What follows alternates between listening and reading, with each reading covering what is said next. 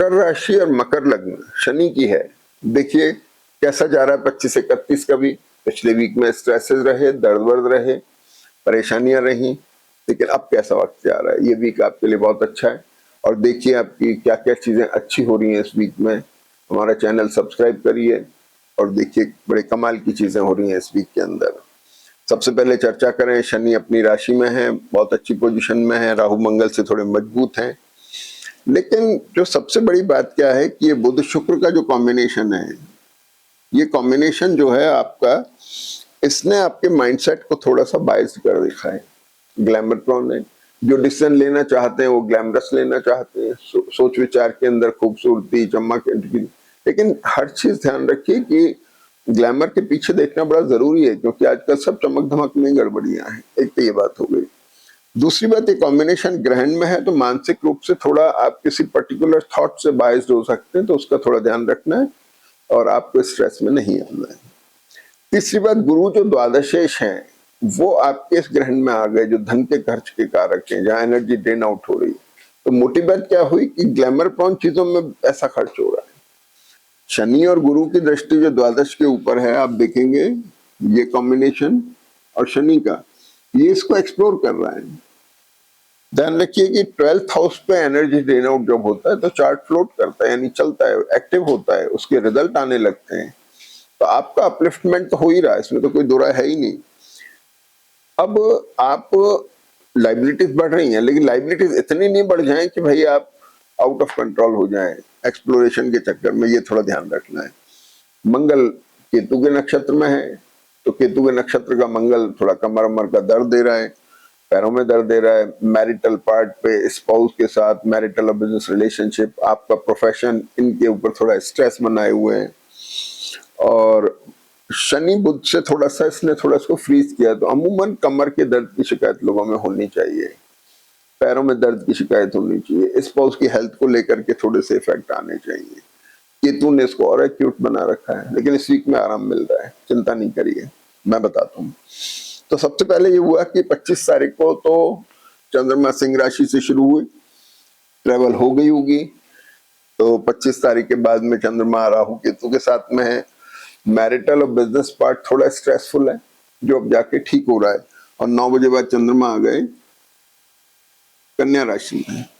कन्या राशि में 25 तारीख को 9 बजे बाद चंद्रमा शनि से दृष्ट है। मैरिटल और बिजनेस रिलेशनशिप जो थोड़े स्ट्रेस में थे अभी तक पिछले 2-3 दिनों से, वो थोड़े बेटर साइड में जा रहे हैं, ट्रैवल से बाहर आ गए हैं, रीडिफाइनिंग मोड है, थोड़ा इंट्रोवर्ट हो रहे हैं, आध्यात्मिक हो रहे हैं, तीर्थ यात्रा हो सकती है, अगर यात्रा होती है तो ये सारे फीचर हो रहे हैं। अब चंद्रमा यहाँ आ गए हैं और देखिए कि चंद्रमा 25 तारीख को यहाँ आके 25 को एक बड़ी घटना और होती है कि बुध का नक्षत्र बदलता है। ये बुध का नक्षत्र रोहिणी से मृगशिर में आ जाते हैं।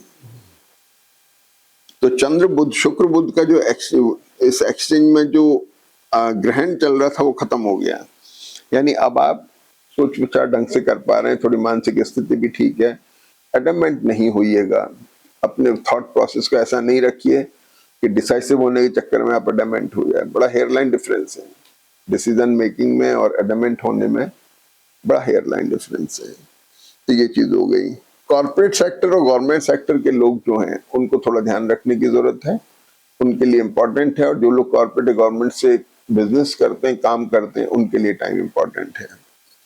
शुक्र आपके प्रोफेशन के कारक हैं, तो नेचुरली ये तब्दीलियां ला रहे हैं। शुक्र आपके योग कारक भी हैं और शुक्र छठे भाव में है, ये एक्सचेंज बना रहे हैं। तो कुल मिलाकर के प्रोफेशनल चेंज दिखा रहे हैं। शुक्र बुध जो हैं ये मैरिटल मैटर्स के भी कारक होते हैं, वहां भी थोड़े से चीजें बदल रही हैं, तब्दीलियां आ रही हैं।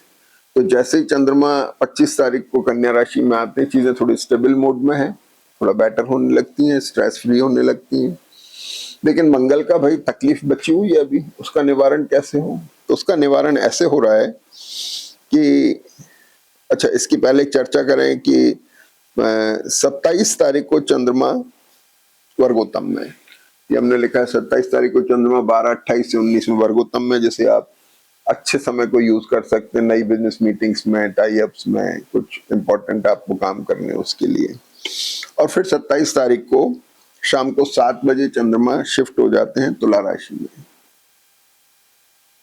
ये चंद्रमा यहाँ आ गए, मंगल से दृष्ट हो गए, थोड़ा एक्यूटनेस तो है, तीखापन है, दर्द वर्द की शिकायतें हैं, प्रोफेशनल पार्ट पे थोड़ा स्ट्रेस है, वर्कलोड हो सकता है, चेंज की तब्दीलियों की वजह से टेंशन हो सकती है, नया स्टेप उठाने में थोड़ा असमंजस की स्थिति हो सकती है। राहु गुरु दोनों बैठ करके marital relationship, marital business, professional relationship या आपके कॉर्पोरेट या गवर्नमेंट सेक्टर के साथ रिलेशनशिप को थोड़ा डिससेटिस्फैक्ट्री बना रहा है। लेकिन एक फायदा क्या हुआ कि 27 के बाद में 29 तारीख को सबसे पहली बात ये हुई कि मंगल का नक्षत्र बदलता है, ये आ गया भरणी नक्षत्र में। अब जब ये भरणी नक्षत्र में आते हैं तो आपके चंद्रमा को भी रिलीफ मिला, आपके दर्द वर्द में भी रिलीफ मिला, और आपकी जो एक्यूटनेस है मैरिटल और बिजनेस रिलेशनशिप की, उसमें भी फर्क पड़ा। तो चंद्रमा का भरणी नक्षत्र में आना, लेकिन आपके एसेट के पार्ट के ऊपर अभी कुछ खरीदवा तो रहा है, लेकिन थोड़ा विम्सिकल है, थोड़ा सा असमंजस हो गया, अनिश्चित है।